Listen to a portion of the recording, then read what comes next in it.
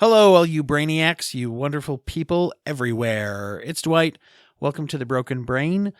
This is a short episode today. It's actually a clip to share with you a bit of a podcast that I think you should be aware of. It's very closely related to this one in two ways. One is the topic, and the other is me. The show is called Addiction, Recovery, and Mental Health, a podcast by Waismann Method Opioid Treatment Specialists. This is the first 10 minutes of the latest episode of that. This is a show that I produce for the Waismann Method Opiate Treatment Specialists, and that is a clinic that does rapid detoxification and gets people on the road to recovery from opiate and opioid dependence. It's hosted by Clare, the founder of the center, and also David Livingston, who is the clinical director and lead therapist. This is a facility in Beverly Hills, California, where they work with people who come in and they have a ton of expertise.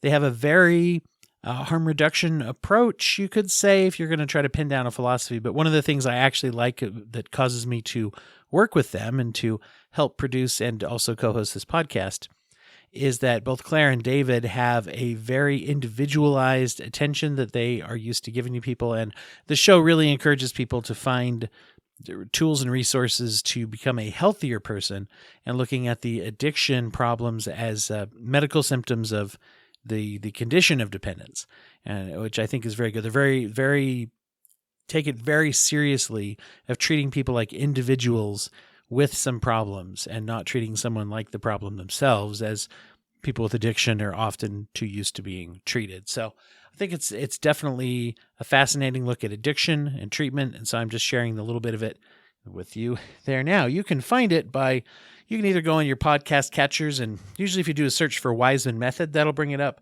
The full name is Addiction, Recovery, and Mental Health, a podcast by Waismann Method Opioid Treatment Specialists.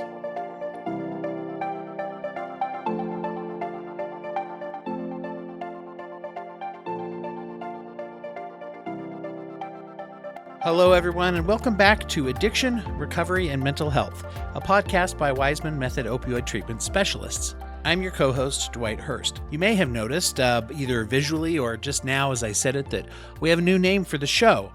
We're always tweaking the ways that we make the show and the way that we describe it and label it so that it can get out there and be a little bit easier for you to find, for you to share, and for you to love. I mean, you might say that we're already pretty easy to love.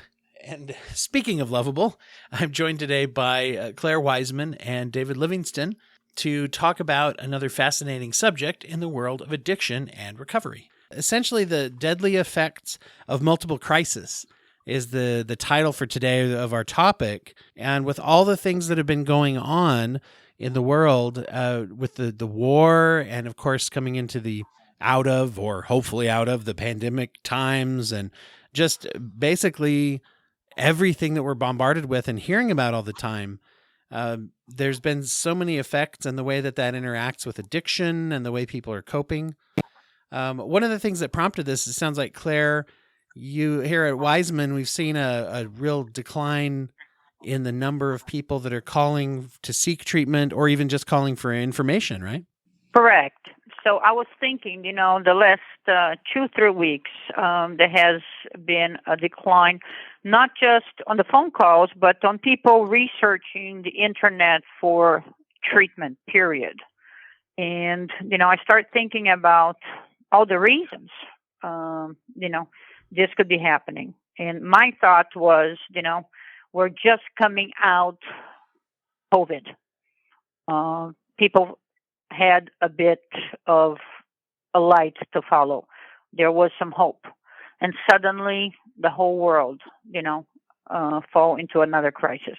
A crisis of start with gasoline prices, that it became a financial crisis, crisis of inflation, and now the Ukraine war.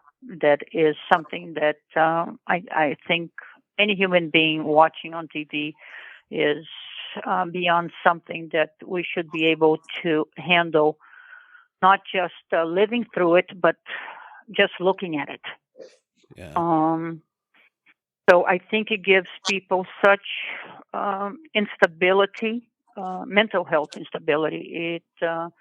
takes away hope. It makes the unknown feel so scary. So there's fear of what tomorrow might be, if there is a tomorrow. And, how vulnerable are we as human beings? The value of life, all the above.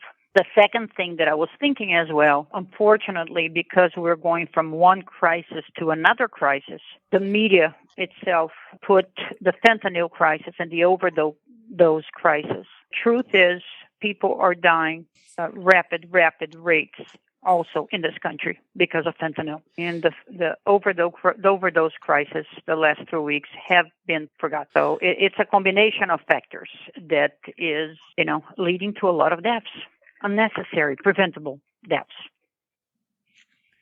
And, you also see where if we get into generally accepted relapse triggers, we have a lot of those that you're talking about. Financial crisis, that's a huge trigger for people.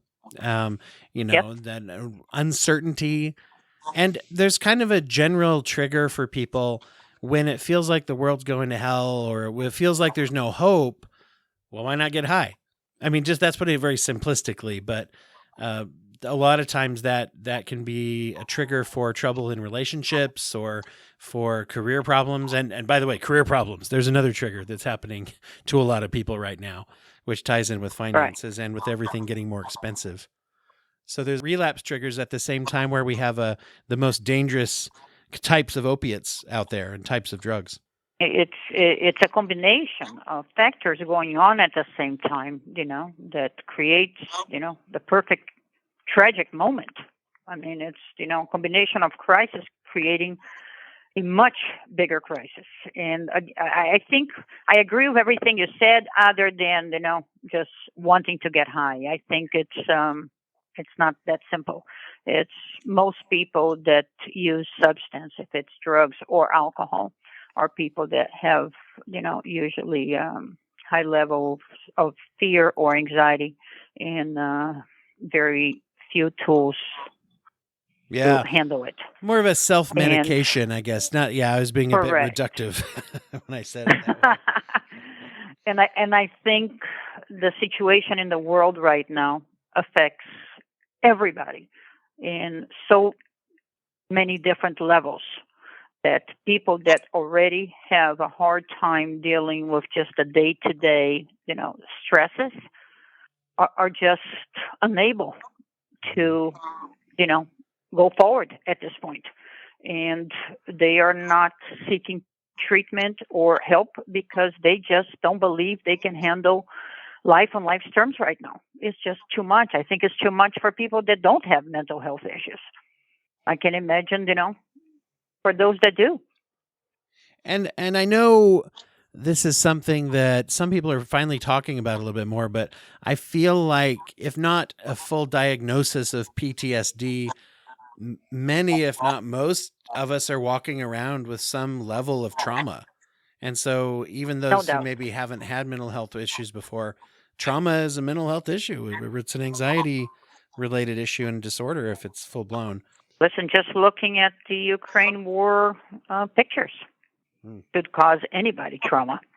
Well, I mean, pictures that you cannot erase from your mind ever. Which then begs the question, how much should we be looking and listening? Our emotional life can't distinguish the difference between fantasy and reality. So when we hear or see something, the emotional response is a automatic process, and because it's an automatic process, part of our responsibility in taking care of our mental health is understanding how much stimulation, particularly traumatic stimulation, is good for us. And I can tell you for myself, and I've had this conversation with a lot of people, that what I hear in response is, well, I want to be informed.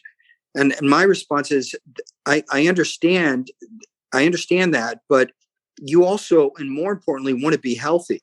And I know my own nervous system has limits to what it can it can handle. And I've got in my own life and work and everything, I have enough responsibilities, enough to handle that. I do not listen or watch much news. I know what's happening. I don't need to know or see the details of it. And I know what's happening, but it isn't good for me to see much of that. And I think that, I think prioritizing, it kind of goes back to the beginning of what you started with, Claire, is that we have to remember what we have control over and what we can do to stay healthy. And if you're struggling with, opioids or other things, that's far more important. And to stay connected to the things that we have some ability to affect, and I think people should minimize and really consider, unless there's some reason, how much, particularly the news these days, you're watching.